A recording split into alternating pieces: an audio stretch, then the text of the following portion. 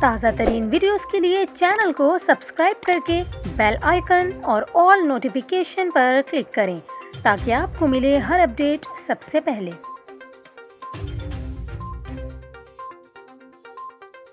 اور ابھی آپ کو افسوسناک خبر دیں، لیا میں درندہ صفت ملزمان نے لڑکی کو اغوا کے بعد اجتماعی زیادتی کا نشانہ بنایا اور برہنہ کر کے کتوں کے آگے ڈال دیا۔ لیا کے تھانہ سٹی پولیس اسٹیشن میں تجمل حسین نامی شخص نے 7 نامزد اور 8 نامعلوم ملزمان کے خلاف مقدمہ درج کرایا ہے۔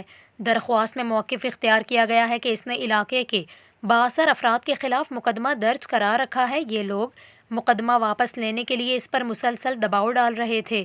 تجمل حسین نے اپنی درخواست میں کہا ہے کہ اس کی جوان سال بیٹی کو مقدمے کی پیروی کے سلسلے میں 4 اگست کو فون آیا کہ 5 اگست کو اس کے کیس کی مقامی عدالت میں سماعت ہے۔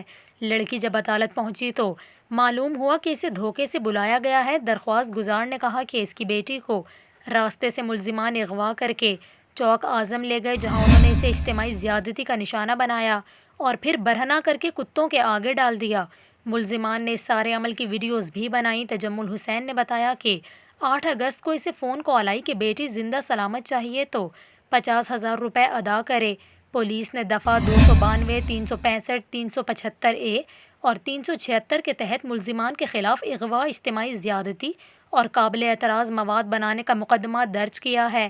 SHO تھانہ لیا سٹی کا یہ کہنا ہے کہ واقعے میں نامزد ملزمان کی گرفتاری کے لیے چھاپے مارے جا رہے ہیں، تاہم اب تک کوئی گرفتاری عمل میں نہیں آ سکی۔